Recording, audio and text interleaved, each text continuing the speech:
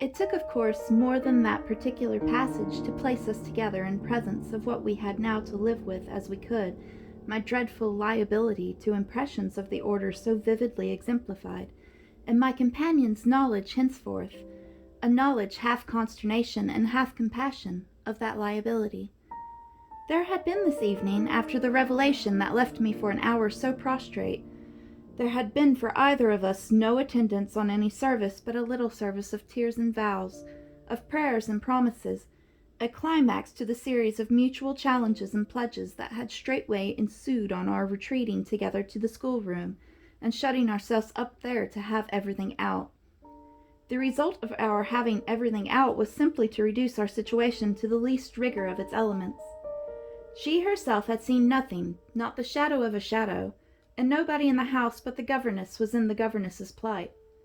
Yet she accepted, without directly impugning my sanity, the truth as I gave it to her, and ended by showing me on this ground an awe-stricken tenderness, a deference to my more than questionable privilege, of which the very breath has remained with me as that of the sweetest of human charities. What was settled between us accordingly that night was what we thought we might bear things together, and I was not even sure that in spite of her exemption it was she who had the best of the burden. I knew at this hour, I think, as well as I knew later, what I was capable of meeting to shelter my pupils. But it took me some time to be wholly sure of what my honest comrade was prepared for to keep terms with so stiff an agreement. I was queer company enough, quite as queer as the company I received. But as I trace over what we went through, I see how much common ground we must have found in that one idea that, by good fortune, could steady us. It was the idea, the second movement, that led me straight out, as I might say, of the inner chamber of my dread. I could take the air in the court, at least, and there Mrs. Grose could join me. Perfectly can I recall now the particular way strength came to me before we separated for the night. We had gone over and over every feature of what I had seen. He was looking for someone else, you say, someone who was not you. He was looking for little Miles. A portentous clearness now possessed me. That's whom he was looking for. But how do you know? I know! My exultation grew. And you know, my dear. She didn't deny this, but I inquired, I felt, not even so much telling as that. She took it up again in a moment. What if he should see him? Little Miles, that's what he wants. She looked immensely scared again. The child! Heaven forbid, the man! He wants to appear to them! That he might was an awful conception, and yet somehow I could keep it at bay, which, moreover, as we lingered there, was what I succeeded in practically proving. I had an absolute certainty that I should see again what I had already seen, but something within me said that by offering myself bravely as the sole subject of such experience, by accepting, by inviting, by surmounting it all, I should serve as an expiatory victim and guard the tranquillity of the rest of the household. The children in especial I should thus fence about and absolutely save. I recall one of the last things I said that night to Mrs. Grose. It does strike me that my pupils have never mentioned. She looked at me hard as I musingly pulled up. His having been here and the time they were with him. The time they were with him, and his name, his presence, his history, in any way. They've never alluded to it. Oh, the little lady doesn't remember. She never heard or knew. The circumstances of his death? I thought with some intensity. Perhaps not, but Miles would remember. Miles would know. Oh, don't try him, broke from Mrs. Grose. I returned her the look she had given me. Don't be afraid, I continued to think. It is rather odd. That he has never spoken of him? Never by the least reference. And you tell me they were great friends. Oh, it wasn't him, Mrs. Grose with emphasis declared. It was Quint's own fancy. To play with him, I mean, to spoil him. She paused a moment, then she added, Quint was much too free. This gave me, straight from my vision of his face, such a face, a sudden sickness of disgust. Too free with my boy? Too free with everyone. I forbore for the moment to analyze this description further than by the reflection that a part of it applied to several of the members of the household, of the half-dozen maids and men who were still of our small colony. But there was everything for our apprehension in the lucky fact that no discomfortable legend, no perturbation of scullions had ever, within anyone's memory, attached to the kind old place. It had neither bad name nor ill fame, and Mrs. Grose, most apparently, only desired to cling to me and to quake in silence. I even put her, the very last thing of all, to the test. It was when, at midnight, she had her hand on the schoolroom door to take leave. "I have it from you, then, for it's of great importance, that he was definitely and admittedly bad?" "Oh, not admittedly. I knew it, but the master didn't." "And you never told him?" "Well, he didn't like tale-bearing. He hated complaints. He was terribly short with anything of that kind, and if people were all right to him—" "He wouldn't be bothered with more?" This squared well enough with my impression of him. He was not a trouble-loving gentleman, nor so very particular, perhaps, about some of the company he himself kept. All the same, I pressed my informant. "I promise you I would have told." She felt my discrimination. "I dare say I was wrong, but really I was afraid." "Afraid of what?" "Of things that man could do. Quint was so clever. He was so deep." I took this in still more than I probably showed. "You weren't afraid of anything else? Not of his effect?" "His effect?" she repeated, with a face of anguish and waiting while I faltered. "On innocent little precious lives. They were in your charge." "No, they weren't in mine," she roundly and distressfully returned. "The master believed in him and placed him here because he was supposed not to be quite in health, and the country air so good for him. So he had everything to say. Yes, she let me have it. Even about them." "Them? That creature?" I had to smother a kind of howl. "And you could bear it?" "No, I couldn't, and I can't now." And the poor woman burst into tears. A rigid control from the next day was, as I have said, to follow them. Yet how often and how passionately for a week we came back together to the subject. Much as we had discussed it that Sunday night, I was, in the immediate later hours in especial, for it may be imagined whether I slept, still haunted with the shadow of something she had not told me. I myself had kept back nothing, but there was a word Mrs. Grose had kept back. I was sure, moreover, by morning that this was not from a failure of frankness, but because on every side there were fears. It seems to me, indeed, in raking it all over, that by the time the morrow's sun was high I had restlessly read into the facts before us almost all the meaning they were to receive from subsequent and more cruel occurrences. What they gave me, above all, was just the sinister figure of the living man. The dead one would keep a while, and of the months he had continuously passed at Bly, which, added up, made a formidable stretch. The limit of this evil time had arrived only when, on the dawn of a winter's morning, Peter Quint was found, by a laborer going to early work, stone dead on the road from the village. A catastrophe explained, superficially at least, by a visible wound to his head, such a wound as might have been produced, and, as on the final evidence had been, by a fatal slip, in the dark and after leaving the public-house, on the steepish icy slope, a wrong path altogether, at the bottom of which he lay. The icy slope, the turn mistaken at night and in liquor, accounted for much, practically in the end and after the inquest and boundless chatter, for everything. But there had been matters in his life, strange passages and perils, secret disorders, vices more than suspected, that would have accounted for a good deal more. I scarce knew how to put my story into words that shall be a credible picture of my state of mind, But I was in these days literally able to find a joy in the extraordinary flight of heroism the occasion demanded of me. I now saw that I had been asked for a service admirable and difficult, and there would be a greatness in letting it be seen, oh, in the right quarter, that I could succeed where many another girl might have failed. It was an immense help to me. I confess I rather applaud myself as I look back, that I saw my response so strongly and so simply. I was there to protect and defend the little creatures in the world, the most bereaved and the most lovable, the appeal of whose helplessness had suddenly become only too explicit, a deep, constant ache of one's own engaged affection. We were cut off really together. We were united in our danger.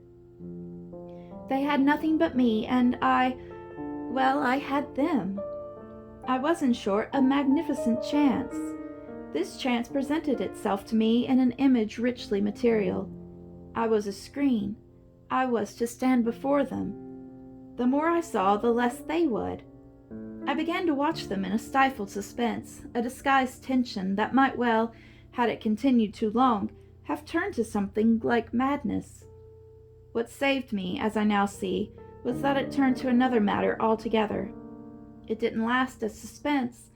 It was superseded by horrible proofs.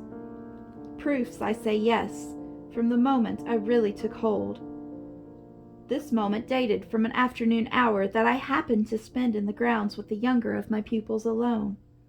We had left Miles indoors, on the red cushion of a deep window-seat. He had wished to finish a book, and I had been glad to encourage a purpose so laudable in a young man whose only defect was a certain ingenuity of restlessness. His sister, on the contrary, had been alert to come out, and I strolled with her half an hour, seeking the shade, for the sun was still high and the day exceptionally warm. I was aware, afresh with her, as we went, of how, like her brother, she contrived, it was the charming thing in both children, to let me alone without appearing to drop me, and to accompany me without appearing to oppress. They were never importunate, and yet never listless. My attention to them all really went to seeing them amuse themselves immensely without me. This was a spectacle that seemed actively to prepare, and that employed me as an active admirer. I walked in a world of their invention. They had no occasion whatever to draw upon mine, so that my time was taken only with being for them some remarkable person or thing that the game of the moment required, and that was merely, thanks to my superior, my exalted stamp, a happy and highly distinguished sinecure. I forget what I was on the present occasion. I only remembered that I was something very important and very quiet, and that Flora was playing very hard. We were on the edge of the lake, and, as we had lately begun geography, the lake was the Sea of Azov. Suddenly, amid these elements, I became aware that on the other side of the sea we had an interested spectator. The way this knowledge gathered in me was the strangest thing in the world. The strangest, that is, except the very much stranger in which it quickly merged itself. I had sat down with a piece of work, for I was something or other that could sit, on the old stone bench which overlooked the pond, and in this position I began to take in with certitude and yet without direct vision the presence, a good way off, of a third person. The old trees, the thick shrubbery, made a great and pleasant shade, but it was all suffused with the brightness of the hot still hour. There was no ambiguity in anything, none whatever, at least in the conviction I from one moment to another found myself forming as to what I should see straight before me and across the lake, as a consequence of raising my eyes. They were attached at this juncture to the stitching in which I was engaged, and I can feel once more the spasm of my effort not to move them till I should so have steadied myself as to be able to make up my mind what to do. There was an alien object in view, a figure whose right of presence I instantly and passionately questioned. I recollect counting over perfectly the possibilities, reminding myself that nothing was more natural, for instance, than the appearance of one of the men about the place, or even of the messenger, a postman or a tradesman's boy from the village. That reminder had as little effect on my practical certitude as I was conscious, still, even without looking. of its having upon the character and attitude of our visitor. Nothing was more natural than that these things should be the only other things they absolutely were not. Of the positive identity of the apparition I would assure myself as soon as the small clock of my courage should have ticked out the right second. Meanwhile, with an effort that was already sharp enough, I transferred my eyes straight to little Flora, who, at that moment, was about 10 yards away. My heart had stood still for an instant with the wonder and terror of the question whether she too would see, and I held my breath while I waited for what a cry from her, what some sudden innocent sign either of interest or of alarm would tell me. I waited, but nothing came. Then in the first place, and there is something more dire in this I feel than in anything I have to relate, I was determined by a sense that within a minute all spontaneous sounds from her had dropped, and in the second by the circumstance that also within the minute she had, in her play, turned her back to the water. This was her attitude when I at last looked at her, looked with the confirmed conviction that we were still together under direct personal notice. She had picked up a small flat piece of wood which happened to have in it a little hole that had evidently suggested to her the idea of sticking in another fragment that might figure as a mast and make the thing a boat. This second morsel, as I watched her, she was very markedly and intently attempting to tighten in its place. My apprehension of what she was doing sustained me, so that after some seconds I felt I was ready for more.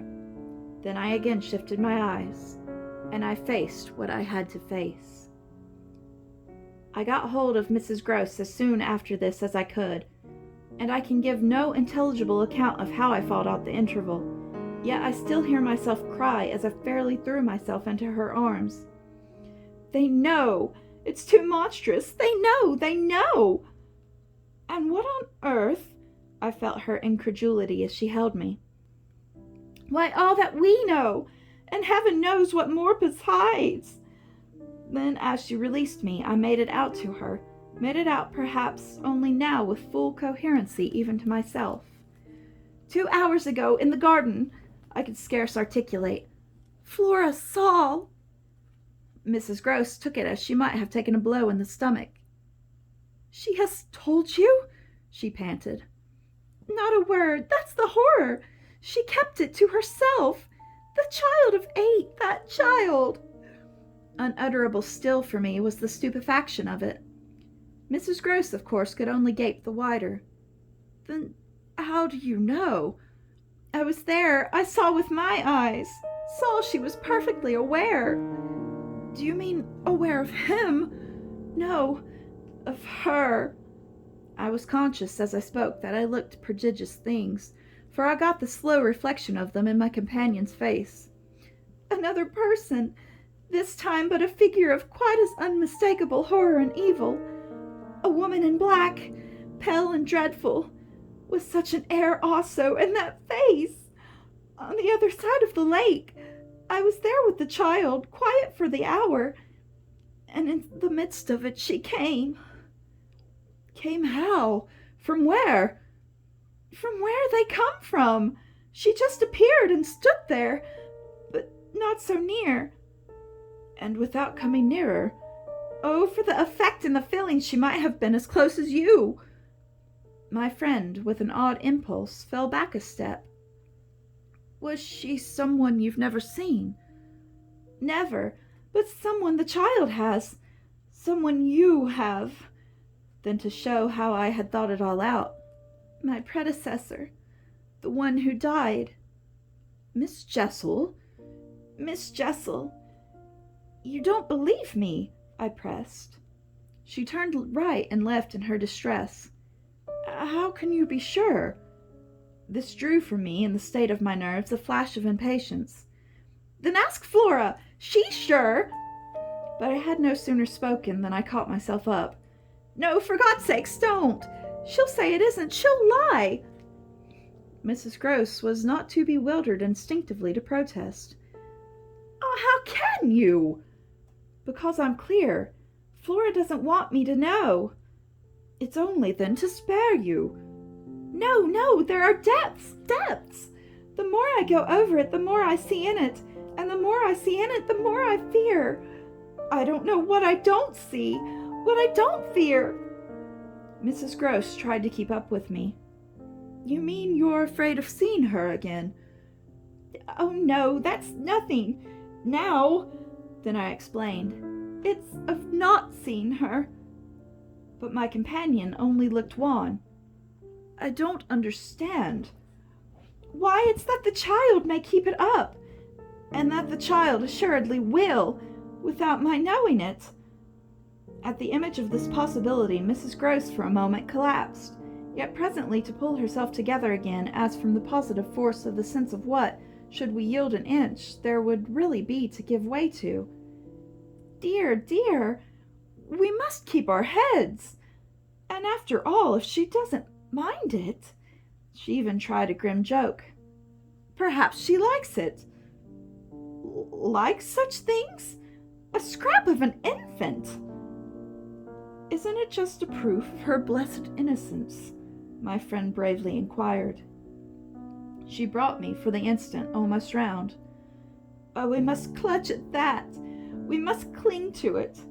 If it isn't proof of what you say, it's a proof of God knows what. For the woman's a horror of horrors. Mrs. Gross, at this, fixed her eyes a minute on the ground, then at last raising them. Tell me how you know. Then you admit it's what she was, I cried. Tell me how you know, my friend simply repeated. No, by seeing her, by the way she looked. At you, do you mean? So wickedly. Dear me, no, I could have borne that. She gave me never a glance. She only fixed the child. Mrs. Gross tried to see it. Fixed her? Oh, with such awful eyes! She stared at mine as if they might really have resembled them. Do you mean of dislike? God help us, no. Of something much worse. Worse than dislike? This left her indeed at a loss. With a determination indescribable, with a kind of fury of intention. I made her turn pale. Intention? To get hold of her? Mrs. Gross, her eyes just lingering on mine, gave a shudder and walked to the window, and while she stood there looking out, I completed my statement. That's what Flora knows. After a little, she turned round. The person was in black, you say? In mourning? Rather poor, almost shabby. But, yes, with extraordinary beauty. I now recognized to what I had at last, stroke by stroke, brought the victim of my confidence, for she quite visibly weighed this. Oh, handsome. Very, very, I insisted. Wonderfully handsome, but infamous. She slowly came back to me. Miss Jessel was infamous. She once more took my hand in both her own, holding it as tight as if to fortify me against the increase of alarm I might draw from this disclosure. They were both infamous, she finally said. So for a little we faced it once more together, and I found absolutely a degree of help in seeing it now so straight. I appreciate, I said, the great decency of your not having hitherto spoken, but the time has certainly come to give me the whole thing. She appeared to assent to this, but still only in silence, seeing which I went on. I must have it now. Of what did she die? Come, there was something between them. There was everything. In spite of the difference? Oh, of their rank, their condition. She brought it woefully out. She was a lady. I turned it over. I again saw. Yes, she was a lady. And he so dreadfully below, said Mrs. Gross. I felt that I doubtless needn't press too hard in such company on the place of a servant in the scale, but there was nothing to prevent an acceptance of my companion's own measure of my predecessor's abasement. There was a way to deal with that, and I dealt, the more readily for my full vision, on the evidence of our employer's late, clever, good-looking own man. Impudent, assured, spoiled, depraved. The fellow was a hound. Mrs. Gross considered it as if she were perhaps a little a case for a sense of shades. I've never seen one like him. He did what he wished. With her? With them all. It was as if now in my friend's own eyes Miss Jessel had once again appeared. I seemed at any rate for an instant to trace their evocation of her as distinctly as I had seen her by the pond, and I brought out with decision, "It must have been also what she wished." Mrs. Gross's face signified that it had been indeed, but she said at the same time, "Poor woman, she paid for it." "Then you do know what she died of?" I asked. "No, I know nothing. I wanted not to know. I was glad enough I didn't, and I thanked heaven she was well out of this." "Yet you had then your idea of her real reason for leaving?" "Oh yes, as to that. She couldn't have stayed. Fancy it here for a governess. And afterwards I imagined, and I still imagine, and what I imagine is dreadful." "Not so dreadful as what I do," I replied, on which I must have shown her, as I was indeed but too conscious, a front of miserable defeat. It brought out again all her compassion for me, and at the renewed touch of her kindness my power to resist broke down. I burst, as I had the other time made her burst, into tears. She took me to her motherly breast, where my lamentation overflowed. "I don't do it," I sobbed in despair. "I don't save or shield them. It's far worse than I dreamed. They're lost." What I had said to Mrs. Gross was true enough. There were in the matter I had put before her depths and possibilities that I lacked resolution to sound, so that when we met once more in the wonder of it, we were of a common mind about the duty of resistance to extravagant fancies. We were to keep our heads if we should keep nothing else, difficult indeed as that might be in the face of all that, in our prodigious experience, seemed least to be questioned. Late that night, while the house slept, we had another talk in my room, when she had went all the way with me, as to its being beyond doubt that I had seen exactly what I had seen. I found that to keep her thoroughly in the grip of this I had only to ask her how, if I had "made it up," I came to be able to give, of each of the persons appearing to me, a picture disclosing, to the last detail, their special marks, a portrait on the exhibition of which she had instantly recognized and named them. She wished, of course, small blame to her, to sink the whole subject, and I was quick to assure her that my own interest in it had violently taken the form of a search for the way to escape from it. I closed with her cordially on the article of the likelihood that with recurrence, for recurrence we took for granted, I should get used to my danger, distinctly professing that my personal exposure had suddenly become the least of my discomforts. It was my new suspicion that was intolerable, and yet even to this the complication the later hours of the day had brought a little ease. On leaving her, after my first outbreak, I had of course returned to my pupils, associating the right remedy for my dismay with that sense of their charm which I had already recognized as a resource I could positively cultivate, and which had never failed me yet.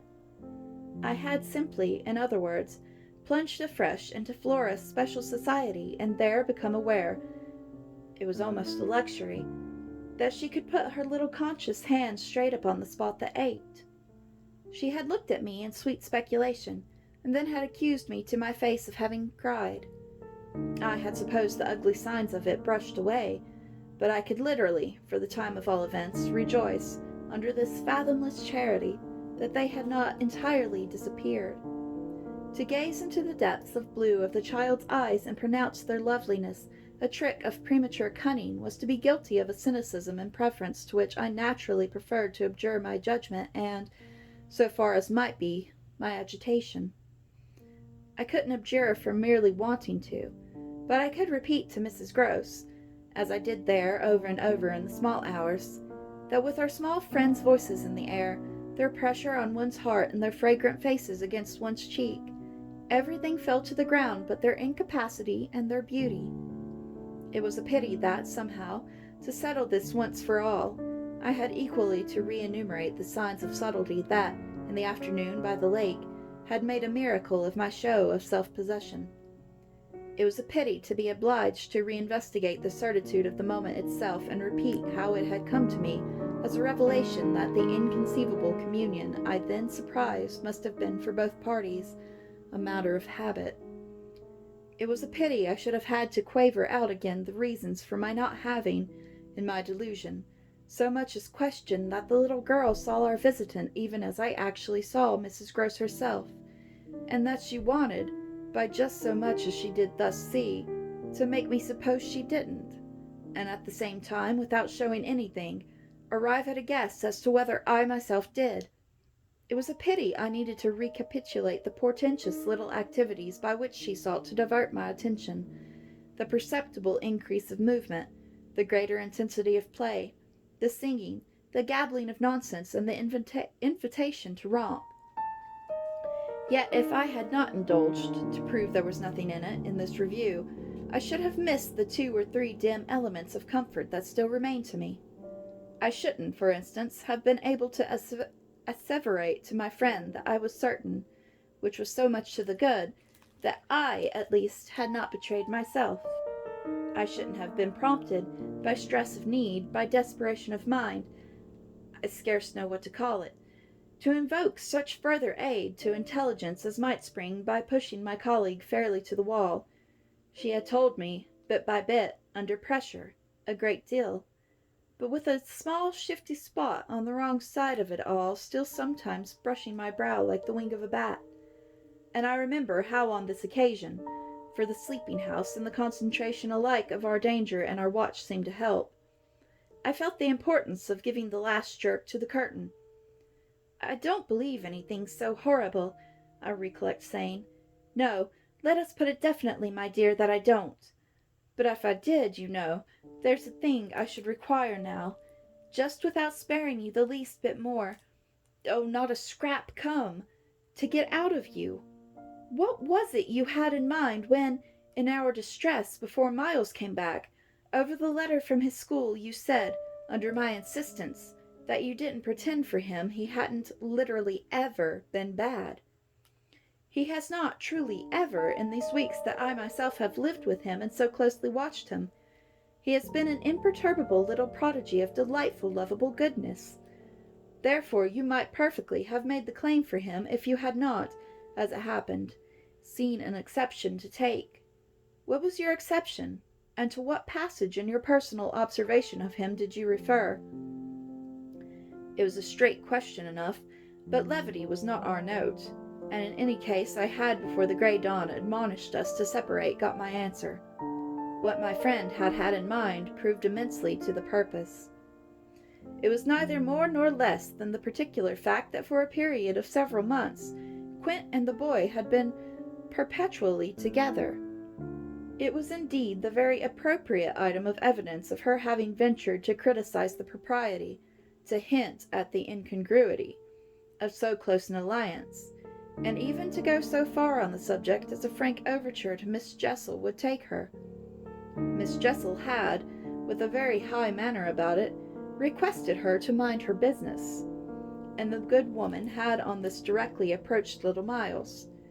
What she had said to him, since I pressed, was that she liked to see young gentlemen not forget their station. I pressed again, of course, the closer for that. You reminded him that Quint was only a base menial, as you might say, and it was his answer for one thing that was bad. And for another thing? I waited. He repeated your words to Quint? No, not that. It's just that he wouldn't. She could still impress on me. I was sure, at any rate, she added, that he didn't. But he denied certain occasions.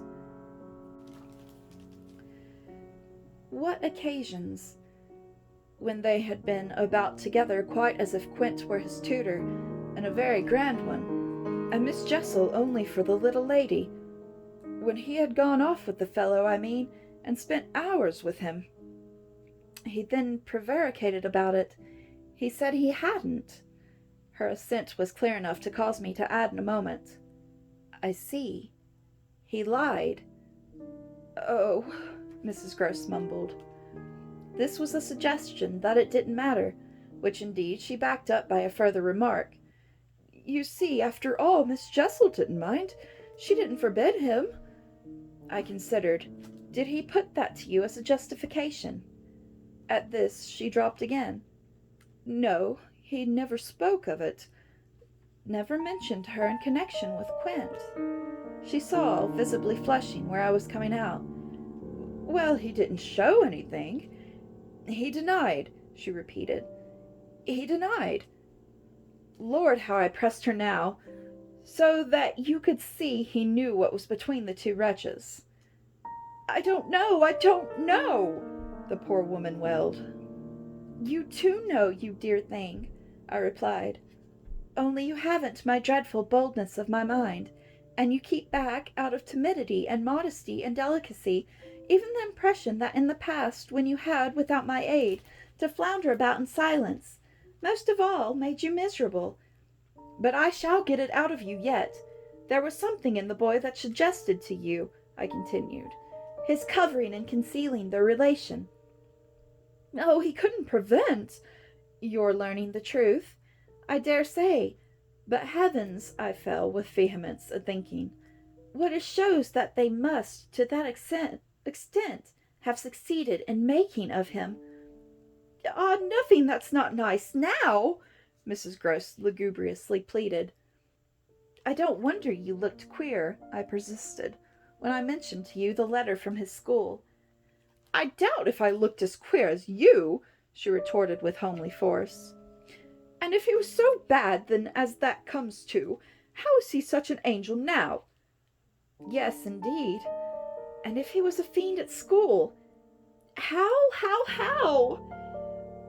Well, I said in my torment, you must put it to me again, though I shall not be able to tell you for some days. You must put it to me again, I cried in a way that made my friends stare.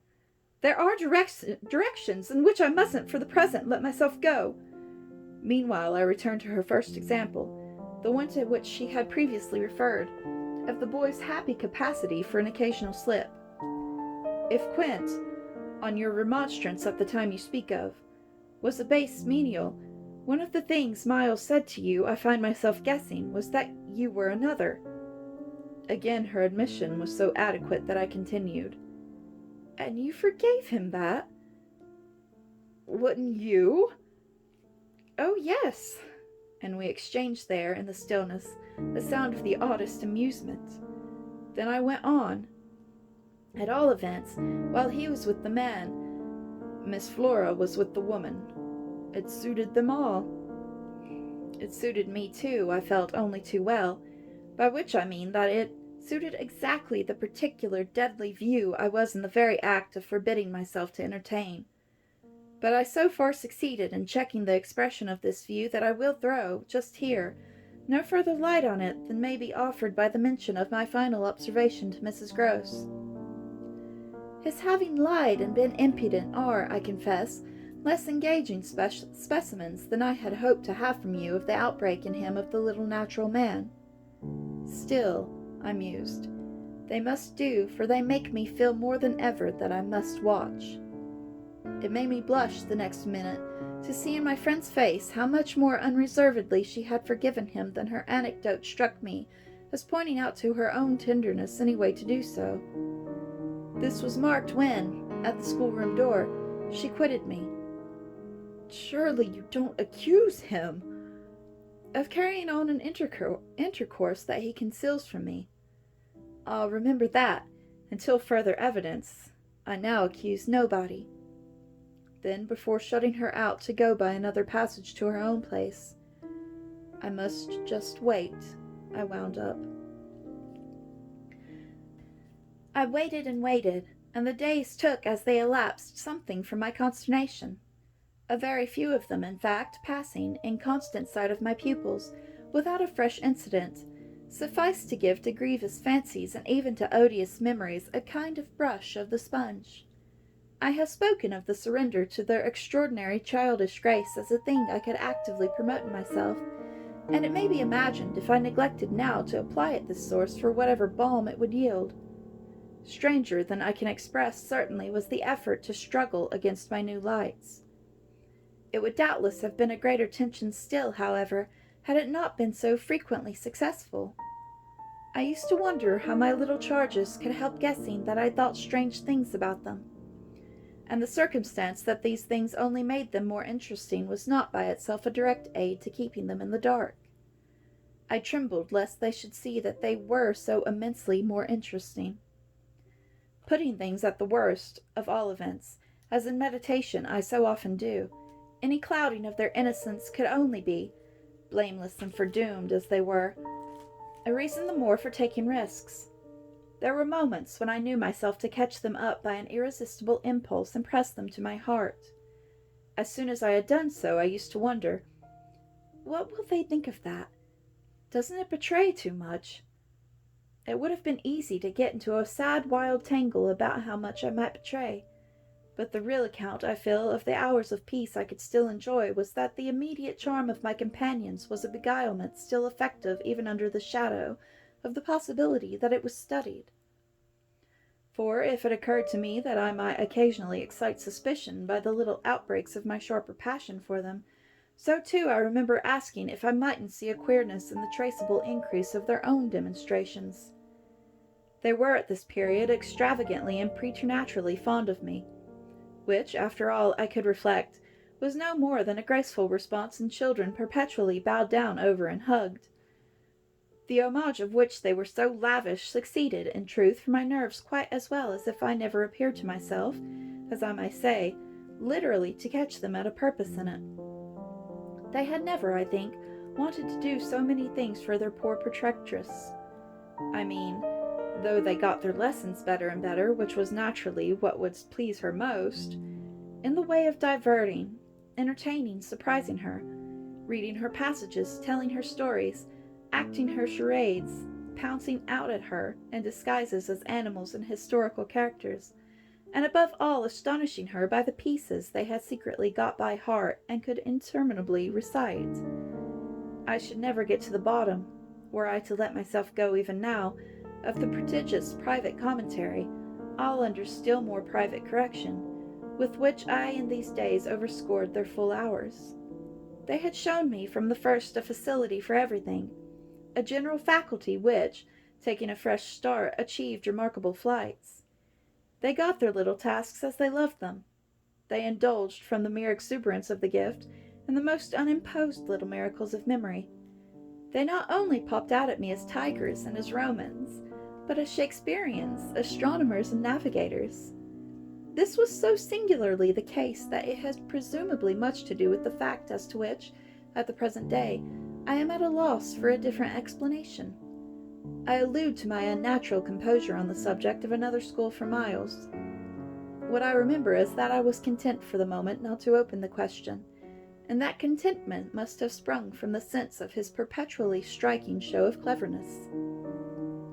He was too clever for a bad governess, for a parson's daughter to spoil, and the strangest, if not the brightest thread in the pensive embroidery I just spoke of was the impression I might have got, if I had dared to work it out, that he was under some influence operating in his small intellectual life as a tremendous incitement. If it was easy to reflect, however, that such a boy could postpone school, it was at least as marked that for such a boy to have been kicked out by a schoolmaster was a mystification without end. Let me add that in our company now, and I was careful almost never to be out of it, I could follow no scent very far. We lived in a cloud of music and affection and success and private theatricals. The musical sense in each of the children was of the quickest, but the elder in especial had a marvelous knack of catching and repeating. The schoolroom piano broke into all gruesome fancies, and when that failed there were confabulations in corners, with the sequel of one of them going out in the highest spirits in order to come in as something new. I had had brothers myself, and it was no revelation to me that little girls could be slavish idolaters of little boys. What surpassed everything, that there was a little boy in the world who could have for the inferior age, sex, and intelligence so fine a consideration. They were extraordinarily at one, and to say that they never either quarrelled or complained is to make a note of praise coarse for the quality of sweetness. Sometimes, perhaps, indeed, when I dropped into coartness, I came across traces of little understandings between them, by which one of them should keep me occupied while the other slipped away. This is a naive side, I suppose, in all diplomacy, but if my pupils practised upon me, it was surely with the minimum of grossness. It was all in the other quarter that, after a lull, the grossness broke out. I find that I really hang back, but I must take my horrid plunge. In going on with the record of what was hideous at Bly, I not only challenged the most liberal faith, for which I little care, but, and this is another matter, I renew what I myself suffered. I again pushed my dreadful way through it to the end. There came suddenly an hour after which, as I look back, the business seems to me to have been all pure suffering, but I have at least reached the heart of it, and the straightest road out is doubtless to advance.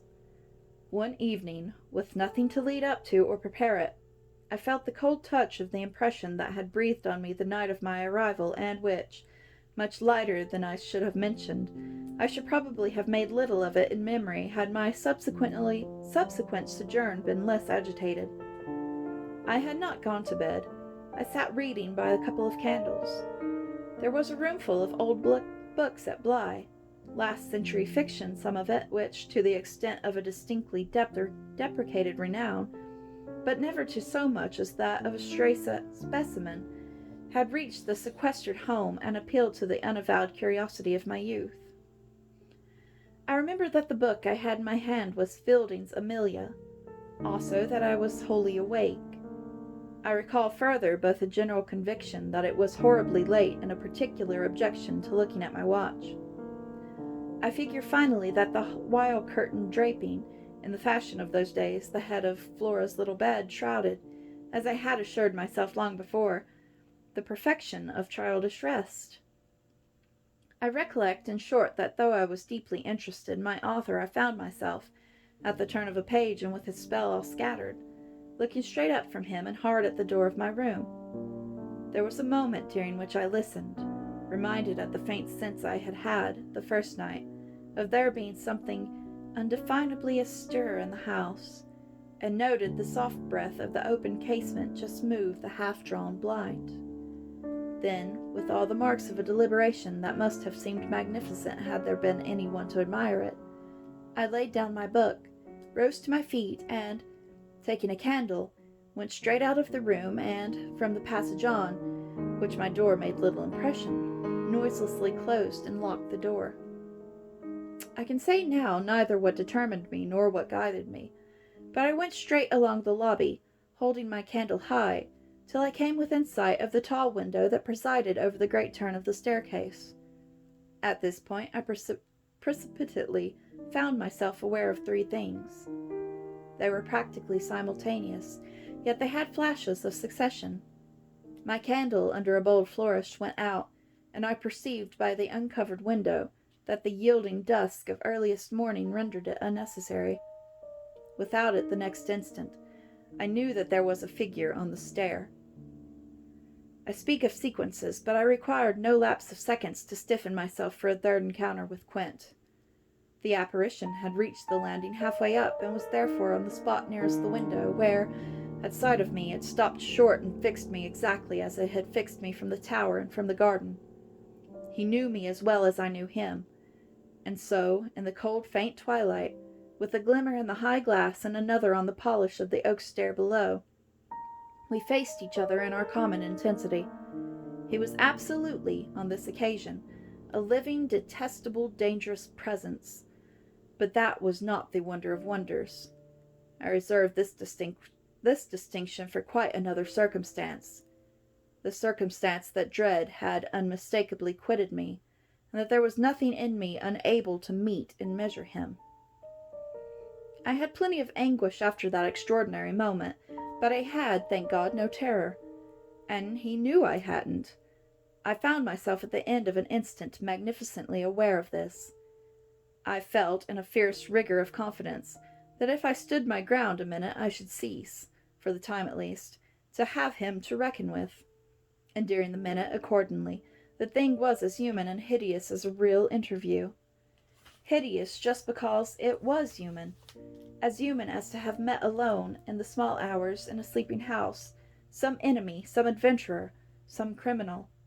It was the dead silence of our long gaze at such close quarters that gave the whole horror, huge as it was, its only note of the unnatural. If I had met a murderer in such a place and at such an hour, we still at least would have spoken. Something would have passed in life between us. If nothing had passed, one of us would have moved. The moment was so prolonged that it would have taken but little more to make me doubt if even I were in life. I can't express what followed it save by saying that silence itself, which was indeed in a manner an attestation of my strength, became the element into which I saw the figure disappear, in which I definitely saw it turn, as I might have seen the low wretch to which it had once belonged turn on receipt of an order, and pass, with my eyes on the villainous back that no hunch could have more disfigured, straight down the staircase and into the darkness in which the next bend was lost.